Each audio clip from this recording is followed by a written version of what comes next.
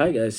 ఈరోజు నేను ఫ్లిప్‌కార్ట్ నుంచి మనకి కొన్ని ఫీస్ సో, అవైతే చెప్తాను. సో, ఫస్ట్ ఆఫ్ ఆల్ మనం ఫ్లిప్‌కార్ట్‌లో మీరేదైనా ఫోన్ ఆర్డర్ పెట్టారనుకోండి, మీకు సెక్యూర్ ప్యాకేజ్ ఫీ అని చెప్పి అరౌండ్ ₹59 అయితే చార్జ్ చేస్తారు. సో, ప్యాకేజ్ పంపిస్తారు. సో, ప్యాకేజ్ ఫీ ఓకే అని అనుకుంటే, తర్వాత మీరేదైనా కార్డ్ ఆఫర్ పెట్టారనుకోండి, ఆఫర్ హ్యాండిలింగ్ ఫ్రీ అని చెప్పి దాని మీద కూడా అయితే మనకు కొంచెం చార్జ్ చేస్తారు. సో, మనం ఆఫర్ చూసుకునేదే తగ్గుతుందని. సో, ఆ ఆఫర్‌కి వీళ్ళు ఆఫర్ హ్యాండిలింగ్ ఫ్రీ అనేంటో దేవుడికే ఎరుకు. So, okay. అది కూడా ఫైన్ అనుకుందాం. సో, దాని తర్వాత మనం ఏదైనా ఇప్పుడు వచ్చే ఫోన్స్ మనకి 3.5 జాక్ రాదు కాబట్టి, ఏదైనా టీడబ్ల్యూఎస్ ఇలాంటి ఎయిర్‌పాడ్స్ ఏమైనా యాడ్ చేసామనుకో, ప్రొటెక్షన్ ఫీ అని చెప్పి కొంచెం చార్జ్ అయితే చేస్తారు.